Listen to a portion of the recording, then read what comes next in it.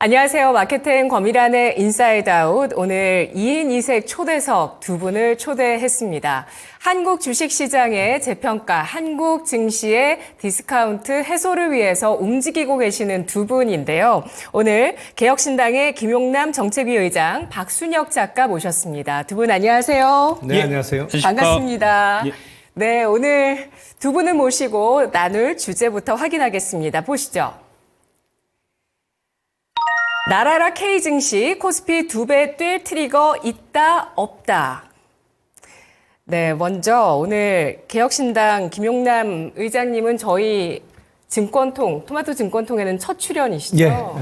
처음 출연했습니다. 네, 제가 오늘 이분을 모시게 된 이유가 바로 소액주주 혁명이라는 책을 출간해 주시면서 한국 증시의 디스카운트 문제점에 대해서 오랫동안 문제의식을 갖고 계신 분이셔서 모셨습니다. 어떻게 책을 쓰셨나요? 우리가 증권 관련한 책도 엄청나게 많고 관심 많은 분들도 많이 계십니다만 주로 어떻게 사고 파느냐, 아니면 어떤 그래프를 어떻게 분석할 것이냐, 아니면 업종을 어느 업종을 고를 것이냐, 이런 거 관련된 책들이 대부분이지 않습니까? 근데 그거는 이제 기술적 분석이나 이런 거를 하시는 분들이 하는 거고, 제가 보기엔 전반적으로 한국 주식이 매우 싼데, 이렇게 싼 이유는 기본적으로 상장 기업의 거버넌스의 문제가 심각하기 때문이라고 여기고, 이거를 좀 개선하면 어떤 특정 종목이나 특정 주식의 주가가 오르는 게 아니고 우리나라 증시의 전반적인 주가가 다 뛸 수가 있는데, 그래서 제가 부족한 게 많습니다만, 이른바 소액주주 운동을 좀 제대로 한번 해보자라는 의미에서 책을 쓰게 됐습니다. 네. 저는 그 주식농부 박영욱 회장님이 권해주셔서 알게 됐고, 그리고 그 이후로 또 박영욱 회장님도 또 주주 권리 없는 나라, 책을 쓰셨죠. 네, 나오셨어요. 그리고, 코스피가 2배 뛸 트리거가 있다라고 생각을 하시죠? 네, 그렇습니다. 네, 알겠습니다. 그리고 박순혁 작가님은 K배터리 레볼루션 이후에 요즘은 또, 우리 주식시장 전반을 위해서 또 정치도 중요하다라고 생각하시고 또 새로운 행보를 펼치고 계시더라고요. 네. 예, 유튜브 채널 조그만하게 하나 이제 해갖고요. 네. 원래 제가 이제 유튜버가 아닌데, 이제 저를 음해하시는 분들이 자꾸 일개 유튜버 이렇게 자꾸 말씀하셔갖고, 네. 말 듣는 김에 이제 유튜브 한번 해보려고, 유튜브 하나 열어갖고 열심히 하고 있습니다. 네, 채널 이름이 뭐죠? 박순혁 5023TV라고 이제 이름 지어갖고, 이제, 돌아가신 이제 고 노무현 대통령의 이제 정신을 계승하는 이제 그런 목적으로 해서 이제 채널을 만들었고요. 많은 분들의 사랑을 받아서 일치월장하고 있는 그런 상황이다라고 말씀드리겠습니다. 네. 코스피 2배 뛸 트리거 있다 없다. 어느 쪽이신가요? 당연히 있죠. 있다고 보시고요. 알겠습니다. 자, 두 분께 그러면 첫 질문 드리겠습니다. 코리아 디스카운트 해소를 위한 핵심 3가지. 두 분 어떻게 생각하시는지 의견 확인할게요. 먼저 김용남 의장님. 가장 핵심적인 문제는 상장 기업의 거버넌스의 문제입니다. 참 거버넌스라는 말이 번역하기가 만만치 않은데요. 지배구조 아닌가요? 지배구조라고 보통은 번역을 합니다만, 지배구조하면 지분율의 구성이나 이렇게 이해되는 측면이 많아서 반드시 그런 의미만은 아니지 않습니까? 거버넌스라는 게 어떤 지배 행태라고도 볼 수 있고, 전반적인 경영에 있어서의 의사결정의 구조 내지는 방식이라고 할 수 있는데, 그게 설명이 너무 길어서 그냥 거버넌스란 말로 흔히 쓰입니다. 근데 상장 기업을 영어로 하면 퍼블릭 컴퍼니라고 보통은 쓰죠. 리스티드 컴퍼니라는 단어도 씁니다만, 그야말로 공개된 공공기업이거든요. 근데 한국의 상장 기업은 상장 이후에도 개인 회사처럼 운영하는 경우가 너무 많습니다.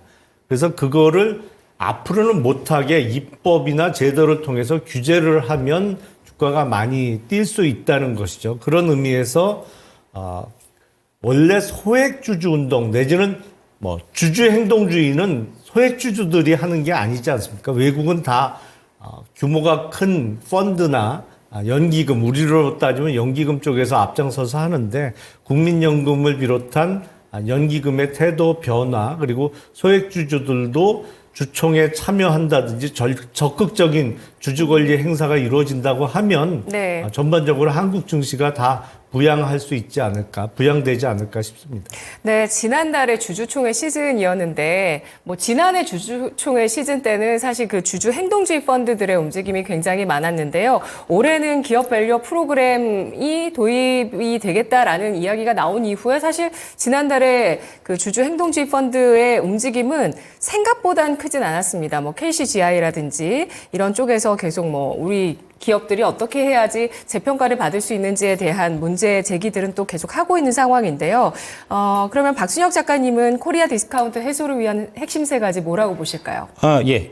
첫 번째는 이제 금융당국의 민주적 통제가 이제 따라야 된다. 두 번째는 사모펀드 카르텔의 각종 특권과 반칙이 혁파돼야 된다. 세 번째는 주식 투자자를 추앙하는 제도와 문화가 확립돼야 된다. 이제 이렇게 세 가지로 말씀드릴 수 있고요.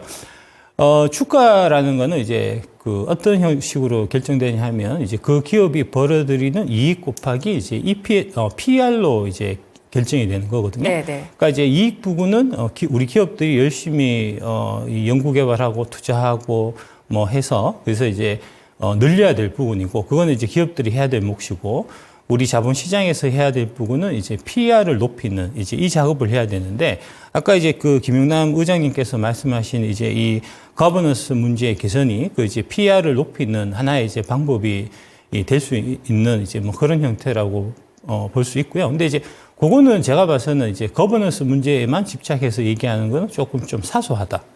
오히려 이제 더 중요한 부분은 이제 네. 지금 여의도에 만연돼 있는 각종 카르텔, 이제 이 업자들하고 이제 공무원들이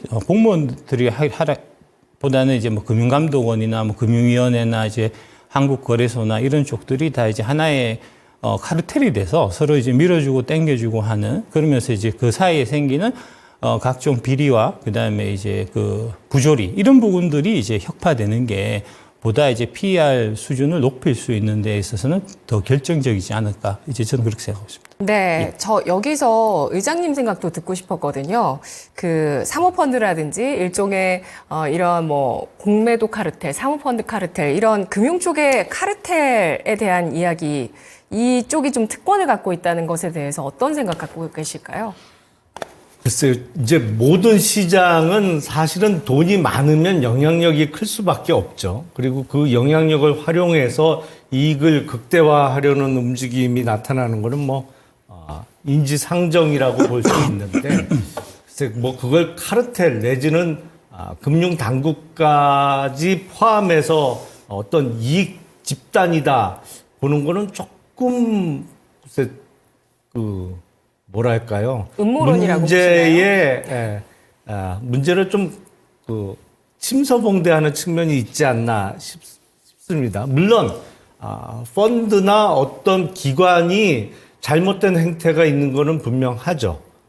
그리고 그거를 고쳐야 되는 것도 맞는데 그런 문제는 사실은 미국 금융시장이라고 없는 건 아니거든요. 미국의 사모펀드가 됐던 어떤 큰 돈을 굴리는 쪽에서도 이익 극대화는 항상 노리는 것인데 그럼에도 불구하고 전반적인 증시가 낮게 평가되는 것이 그것 때문이다. 저는 선뜻 동의하기는 어렵습니다. 여기서 사실 이 시간에 제가 홍춘욱 박사님을 모시려고 했었어요. 근데 이제 박사님은 일정이 안 되셔서 다음 기회로 했는데, 그분을 모시려고 했던 이유는 또 우리나라 디스카운트에 대해서 이렇게 또 해석을 했습니다. 변동성이 우리나라 시장이 너무 크고, 변동성이 클 뿐만 아니라, 지난 우리나라 주식 역사상에서 84년, 99년, 09년, 2020년 이때만 100% 가까운 성장을 기록했고 나머지는 우리나라는 마이너스 손실이 훨씬 큰 시장이라는 점에 대해서 문제 제기를 해주셨거든요. 그에 대한 이제 해석으로 이제 얘기해주신 부분을 이제 의장님은 미국도 역시 좀 마찬가지일 수 있다라고 얘기를 해주셨는데요. 거버넌스 개선에서 의장님이 상장 기업을 개인 회사처럼 경영할 수 없도록 하는 입법 가능하다고 보세요, 작가님? 그거는 지금 당연히 법 체계상에 지금 현재도 이제 상장 기업을 개인 기업처럼 운영하면 각종 이제 불법에 해당되는 거기 때문에 사실은 이제 법의 문제가 아니고 법의 적용의 문제인 것 같아요. 그러니까 이제 뭐 검찰이라든지 뭐 국세청이라든지 이런 쪽에서 이제 엄연한 불법 사항이 있는데도 이제 봐주고 넘어가는 이제 이런 부분이 사실 좀 더 문제인 것 같고요. 뭐 그렇습니다. 예. 네. 자, 공매도 이야기도 해보겠습니다. 공매도가 여전히 기울어진 운동장일 것인가? 지난해 11월 16일에 거래소 측에서 공매도 대차대주 제도 개선에 대한 내용을 발표한 게 있는데요. 요 내용을 좀 화면으로 보면서 얘기 나누겠습니다. 먼저 그럼 박순혁 작가님부터 대답을 해주시죠. 공매도 여전히 기울어진 운동장일까요? 그렇죠. 이제 기울어진 운동장이죠. 이게 이제 그 공매도를 지금 우리 대한민국 같은 경우에는 이제 기관과 외국인들이 이제 공매도 수량의 99%를 차지하고 있거든요. 개인은 1%밖에 안 된단 말입니다. 이제 미국이라든지 뭐 일본이라든지 유럽 같은 이제 공매도 시장이 되게 활발히 형성되어 있는 시장에서는 이제 개인 투자자들도 이제 공매도 시장에 적극적으로 참여하고 있고 대표적으로 일본 같은 경우는 이제 개인들이 그 공매도 시장에서 참여하는 비중이 30%가 넘어요. 그래야 맞는 거거든요.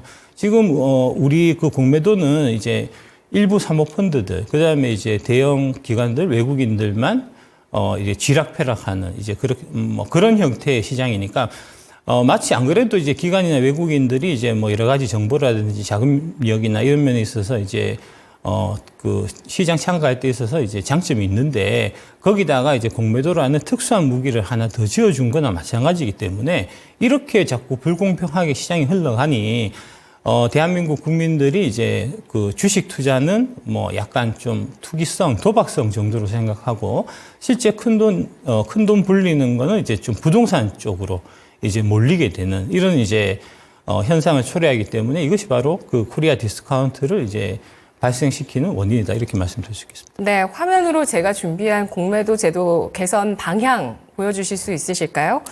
지난해 11월에 나왔고요. 그동안 좀 기울어진 운동장이라고 지적되어 온 부분에서 개인 기관 간의 공매도 상환 기간, 담보 비율 차등을 없애고 일원화하는 방향으로 일단 가는 쪽으로 나왔는데 아직도 보강해야 될 부분이 많다 이런 의견들도 많이 있는데요. 의장님은 공매도에 대해서 여전히 기울어져 있다고 보실까요? 공매도에 있어서 개인이 차별을 받았던 것은 틀림없죠. 그러니까 대주 기간의 제한도 있었고, 그리고 개인이 공매도 하려면 사실은 대주가 잘 안 되잖아요.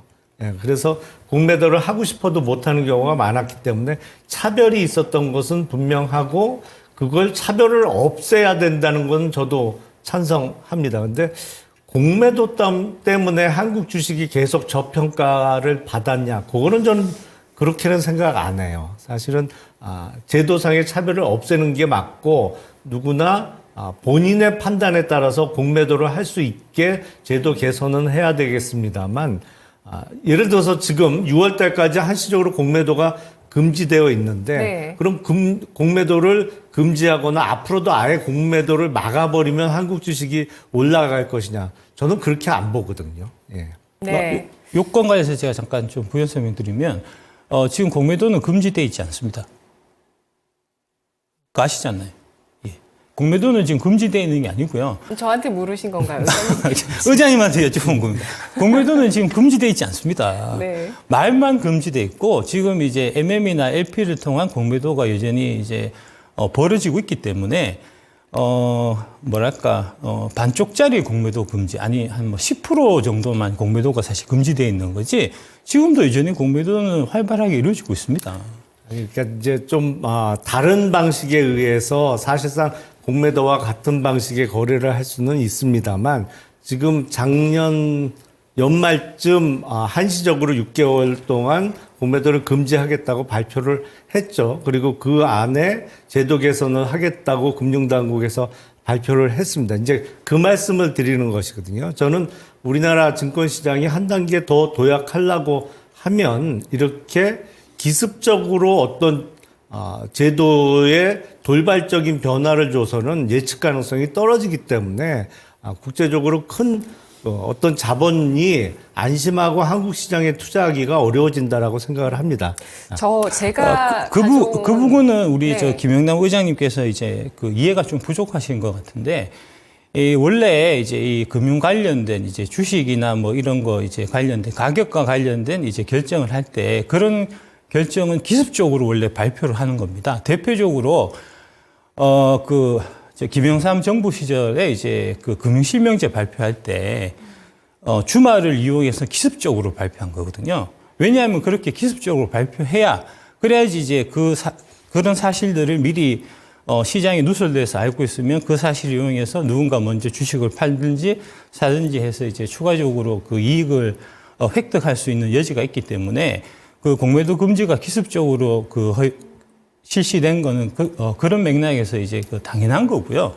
그걸 갖고 뭐라고 하시는 건 좀 문제가 있는 것 같습니다. 그래서 이제 공매도 전산화의 필요성에 대한 얘기도 나오고 있고요. 이 전산화를 할 수 있는 것인가 없는 것인가, 뭐 천문학적인 비용이 든다 아니다, 뭐 이런 얘기들은 아직 오가고 있는 상황입니다. 공매도는 일단 정부 차원에서 금지한 상황은 맞고요. 근데 실질적으로는 이제 공매도 잔고를 통해서 좀 공매도가 일정 부분 사실 뭐 허용되어 있는 부분도 있고요. ETF를 통해서 그 LP라든지 허용되어 있는 부분도 있긴 합니다. 그런 부분은 계속 좀 진행이 되고 있는 상황이고, 불법 공매도 얘기도 좀 잠깐 해보자면 지금 나와 있는 기사만 한 가지 전해드릴게요.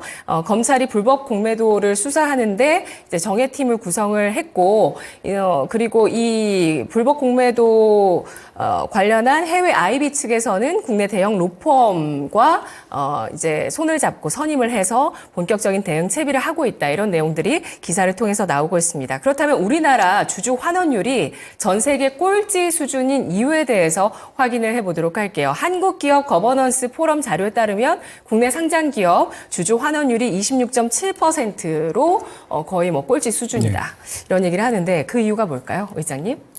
제가 보기엔 가장 큰 이유는 지배주주들이 주가 오르는 것을 원하지 않기 때문이라고 생각을 합니다. 그러니까 우리가 대략 보면 연도별로 차이는 있습니다만 20% 후반대 30%를 넘지 못하는 주주 환원율을 보이고 있습니다. 근데 미국 같은 경우에는 실질적으로 주주 환원율을 보면 90%가 넘어가거든요. 그러니까 배당과 자사주 매입 소각을 포함해서 주주 환원율을 보통 이야기하는데, 미국 같은 경우에는 사실은 자사주 매입 소각이 더 비중이 많은 회사들이 여럿이 있죠. 근데 우리는 자사주를 매입하더라도 거의 97% 이상을 들고만 있습니다. 소각하는 경우는 아주 제한적이죠. 네. 가장 큰 이유는 주주 환원율이 높아질수록 주가가 오르기 때문에 지배주주 입장에서는 팔지 못하는, 어차피 자기가 경영권을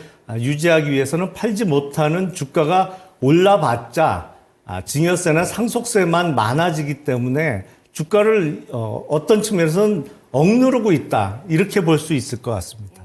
네. 작가님 생각은 어떠신가요? 예, 김영삼 의장님께서 이제 말씀하신 이제 그 내용에 좀 연결해서, 그러니까 대주주들이 이제 주가가 올라가는 거를 싫어하게끔 하는 그런 것들이 결국은 이제 이 징벌적 세제 부분 때문에 사실 그런 거거든요. 그 대표적인 게 방금 말씀하신 이제 상속세 문제.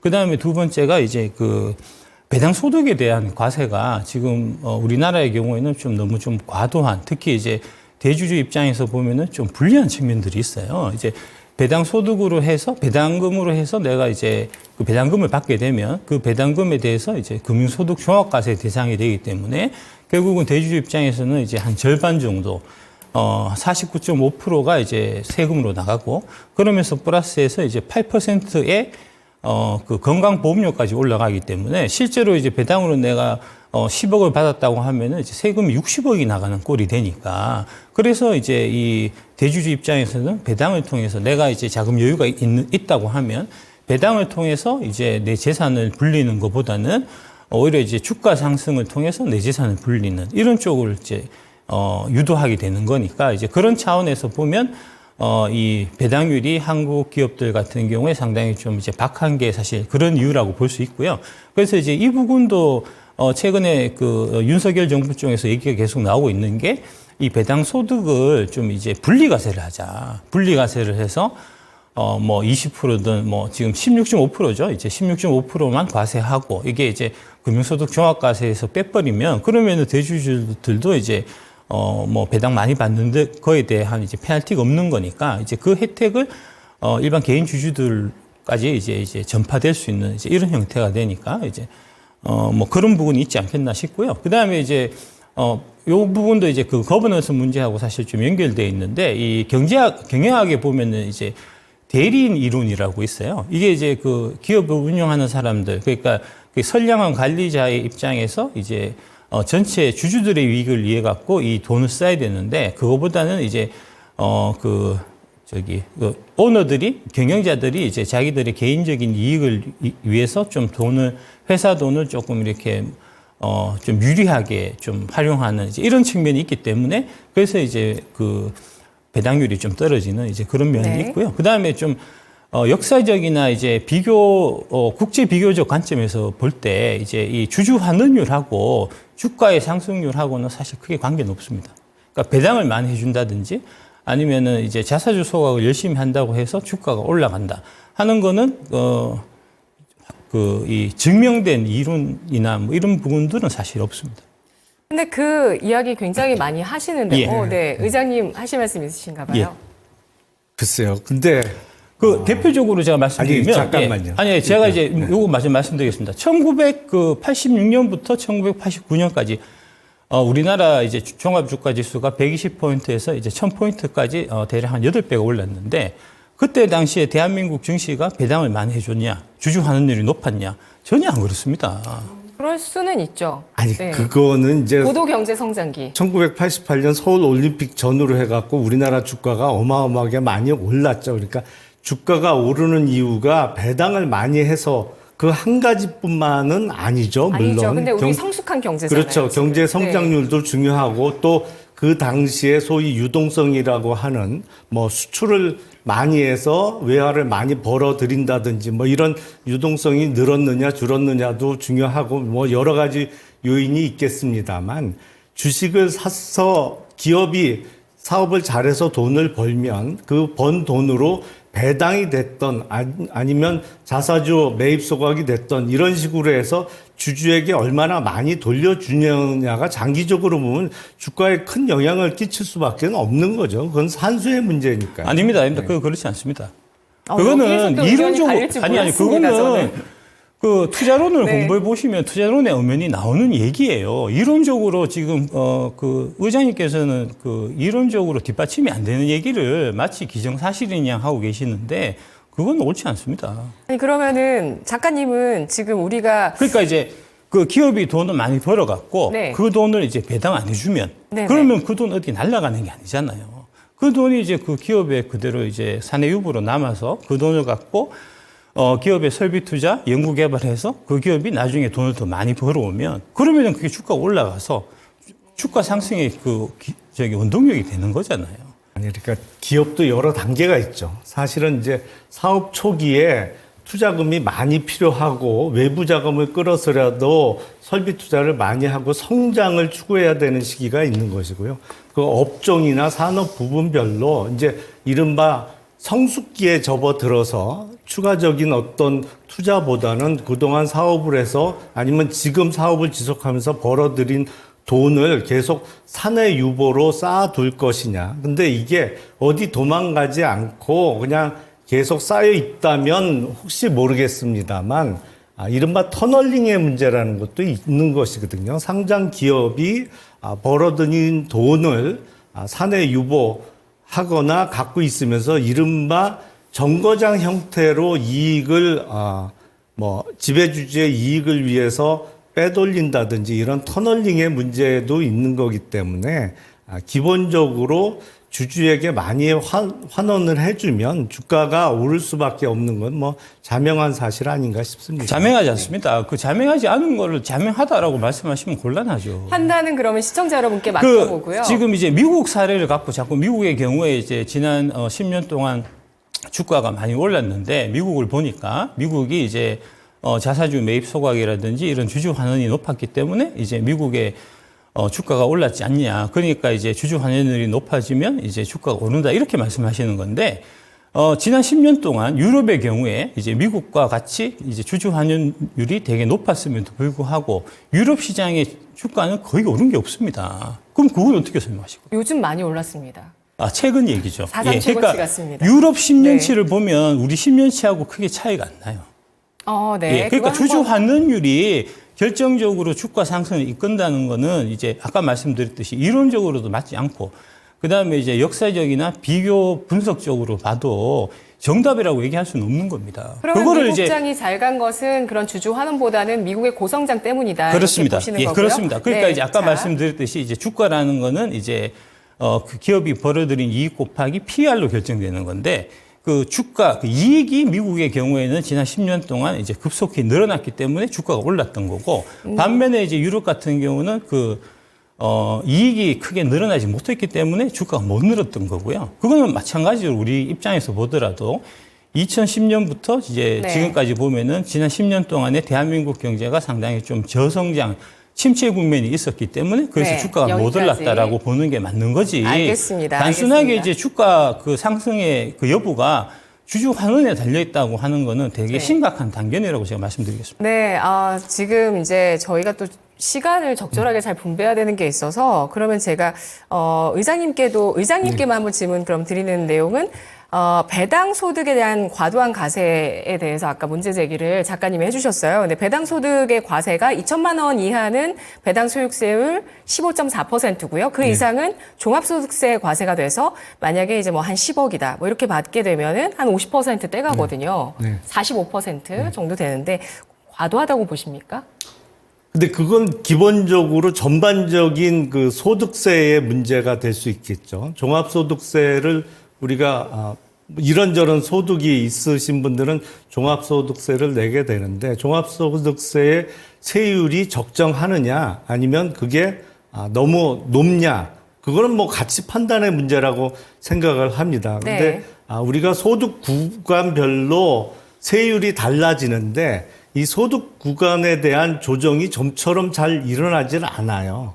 그러니까 예를 들어서 지금 대략 연소득, 세전소득으로 8,800만 원 이하는 세율이 낮고 뭐 1억 5천 뭐 구간별로 다 세율이 달라집니다만 아무래도 인플레이션도 있고 그거에 따라서 이게 좀 조정이 돼야 되는데 좀처럼 조정이 잘 안 되거든요. 그래서 이런 부분 문제는 분명히 있습니다. 근데 꼭 배당 소득의 문제뿐만 아니라 전반적으로 그러면 소득세율을 낮추거나 아니면 소득세율의 구간을 조정할 것이냐. 네. 이거는 모든 분들이 다 생각이 다를 수 있지 않을까 싶어요. 네, 알겠습니다.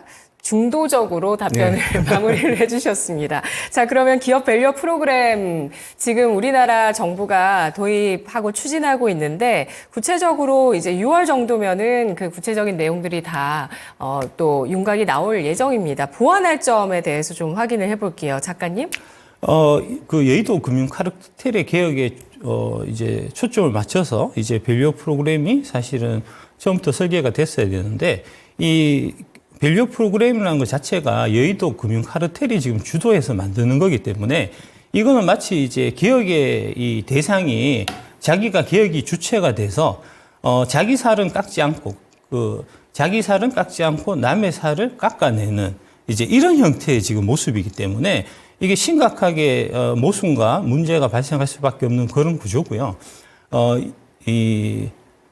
여의도 전반에 지금 잘못되어 있는 적폐라든지 그다음에 특권이라든지 이런 부분들을 사실은 제대로 좀 개혁해야 그래야지 이제 그 밸류 프로그램이 제대로 좀 힘을 받지 않을까 저는 그렇게 생각하고 있습니다. 네. 김용남 의장님은 기업 밸류 프로그램 어떻게 보셨는지 궁금하고 보완할 점 있을까요? 사실은 제가 그 지금의 여당 소속으로 있을 때 이런 부분은 이제 보고서를 작성해서 전달을 했습니다. 근데 잘하셨어요. 그게 당에 전달을 한 게 금융위원회까지 전달이 된 거는 제가 확인을 했어요. 그러다가 이제 밸류 프로그램 얘기가 나오길래 그 비슷한 내용으로 짜여졌는데 문제는 이게 기업의 자율에 대해서 너무 많이 의존을 한다는 문제가 있습니다. 사실은 앞서 잠깐 말씀드린 대로 여러 가지 상속세나 증여세 문제로 인해서 지배주주들이 주가가 많이 오르는 것을 원치 않는 경우가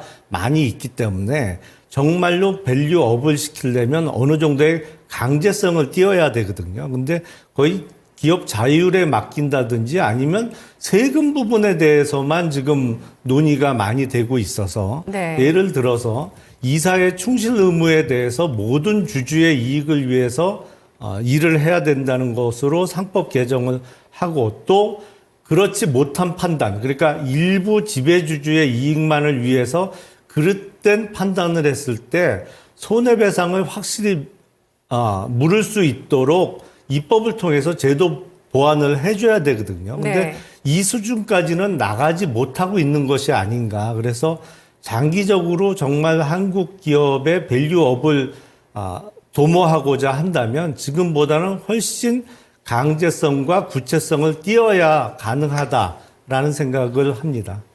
네. 강제성에 있어서는 일본 같은 경우는 먼저 시행을 했을 때 그 어느 정도 그 기업 밸류업을 위한 그런 구체적인 내용이라든지 실질적인 PBR의 목표치까지 도달이 되지 않았을 때 상장 폐지도 감수하겠다. 이렇게 강력하게 나왔잖아요. 그렇죠. 어떻게 보면 네. 도쿄 거래소가 그것을 주도했지 않습니까? 근데 이상하게 그 거래소는 사실은 그 거래 과정에서 수수료 수입을 얻으면 되는데 어떤 측면에서 좀 월권 아니냐 이렇게 비춰질 수도 있습니다만 네. 일본 증시도 전 세계적으로 보면 저평가가 장기간 지속되고 있는 증권시장 중에 하나죠.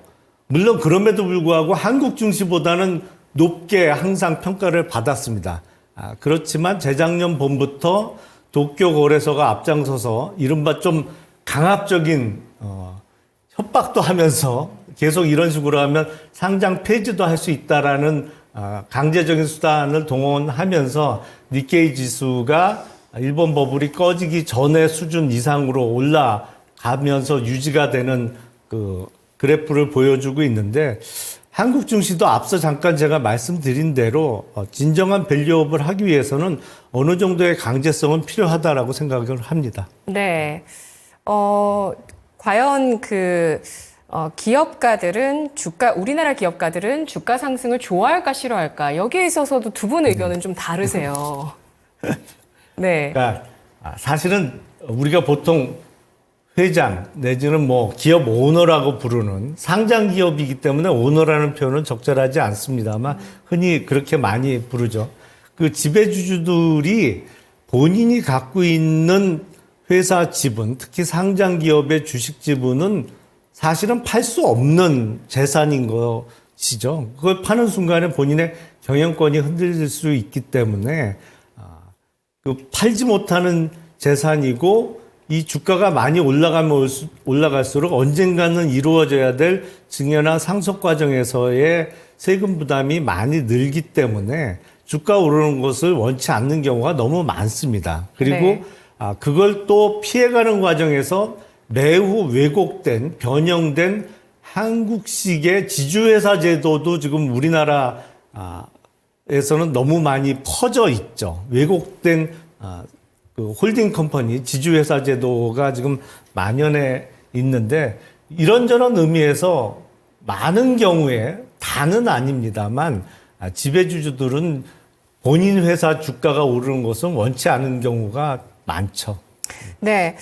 그래서 좀 강제성을 띠고 의무화해야 될 것은 주주 가치에 해가 되는 결정을 했을 때 손해배상을 해야 네. 되는 것. 그다음에 자사주 같은 경우도 의무소각 제도를 도입하는 게 좋겠다 생각하고 저는 계시죠? 예. 의무적으로 소각화를 법제화한다고 생각하는 게 네. 한국에서는 이 자사주 매입을 통해서 경영권 방어 수단으로 사용하는 경우가 너무 많고요. 그리고 어떤 일부 상장 회사는 총 발행 주식의 거의 절반 가까이를 자사주로 들고 있는 경우도 많아요.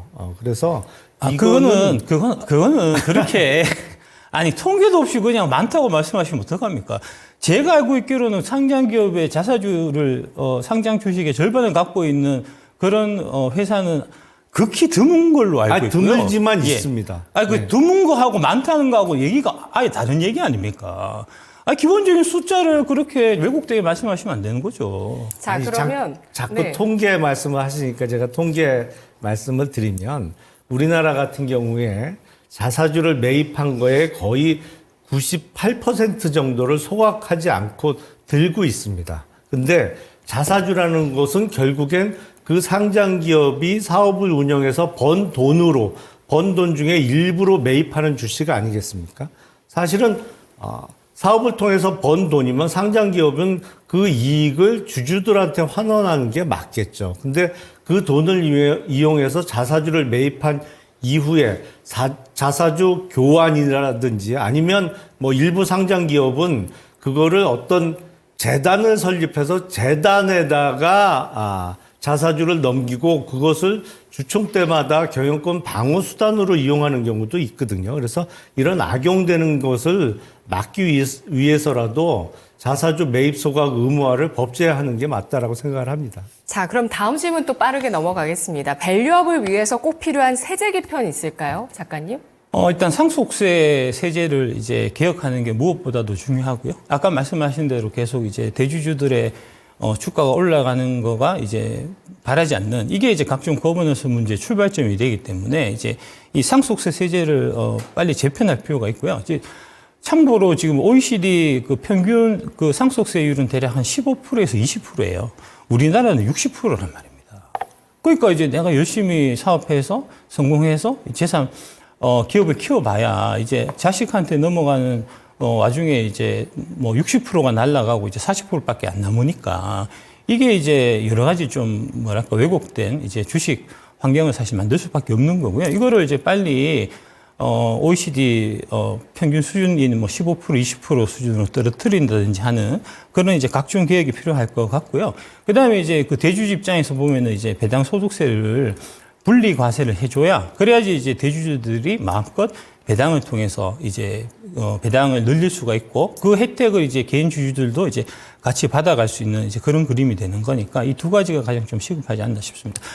참고로 이 배당 소득세는 근본적으로 이제 이중과세라는 문제가 있어요. 네. 우리가 이제 법인세로 세금 한 번 내고 그 법인세로 한 번 세금 내고 남은 잔여 금액에 대해서 배당을 하는데 거기다 세금을 또 물리는 거기 때문에 이게 이제 세법상으로 보더라도 이론적으로 보더라도 이게 이중과세거든요.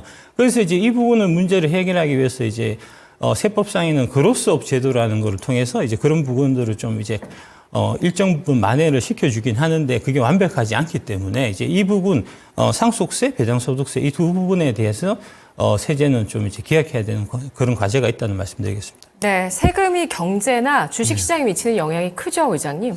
그러니까 윤석열 대통령도 비슷한 말씀을 여러 차례 하셨는데 저는 순서가 바뀌었다고 생각을 합니다. 그러니까 상속세율을 많이 깎아주면 그러면 한국 주식의 주가가 많이 오를 것이냐. 그럼 예를 들어서 지금 최고 세율이 60%입니다. 과점주주에 대해서는 이제 20% 활증이 돼서 60%의 세율을 물게 되는데 예를 들어서 지금 세율에 의하면 한 1조 정도 상속세를 내야 할 기업의 지배주주가 상속세를 절반으로 깎아줘서 5천억 정도면 상속이 될 수 있는 환경이 된다고 하면 그러면 내가 상속세를 원래는 1조 정도 냈어야 되는데 5천억만 내게 됐으니 우리 회사 주가를 2배 이상으로 올려야겠다. 이렇게 마음 먹게 될 것이냐. 그건 좀 이상하죠. 그러니까 저는 순서가 바뀌었다고 생각하는 게 일단은 상속세율이 OECD 평균보다는 우리나라 높은 거는 틀림없는 사실이죠. 예. 그러니까 주가가 전반적으로 오를 수밖에 없는 제도 개선이 먼저 이루어지고 네. 그래서 전반적인 한국 주가가 지금보다 많이 오르게 되면 그 이후에 상속세율의 조정을 검토하는 것이 일의 순서지 상속세율을 먼저 깎아주면 한국 주식이 오를 것이냐. 저는 그렇게는 생각 안 합니다. 네. 자, 지난 3년간 우리나라 주식시장에서 유상증자가 많이 이루어졌습니다. 49조 원이라는 수치도 나오고 있는데요. 이게 우리 증시가 맥을 못 추는 이유라고 또 주장하시는 분도 계시고요. 그러니까 시가총액보다 그러니까 주가 상승보다 시가총액 상승이 훨씬 월등하게 높은 것이죠. 이런 유상증자라든지 아니면 자회사의 IPO, 또 물적 분할 이런 것들이 또 디스카운트에 문제가 된다는 의견이 있는데 작가님 어떠신가요? 일단 이제 먼저 말씀드릴 거는 이제 이 금융은 산업의 신여입니다. 이제 산업 발전을 위해서 우리가 이제 우리나라의 경제가 성장하고 그를 통해서 이제 양질의 일자리를 우리가 이제 그 국민들한테 제공하기 위한 이제 그런 목적으로 금융시장이 존재하는 거고요.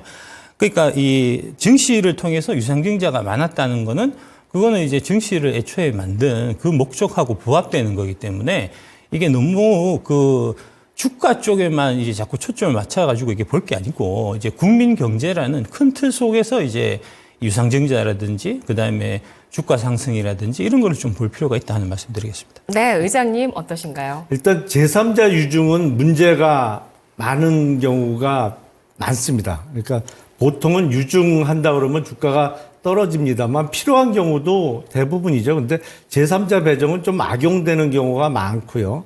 특히 물적 분할 후에 쪼개기 상장은 전형적으로 지배주주를 제외한 다른 주주들의 뒤통수를 치는 게 아닌가. 그리고 앞서 잠깐 언급한 대로 왜곡된 형태의 한국형 지주회사 제도를 더 악화시키는 행태 아닌가 싶습니다. 그래서 이런 것은 막아야 된다라고 생각을 합니다. 네, 알겠습니다.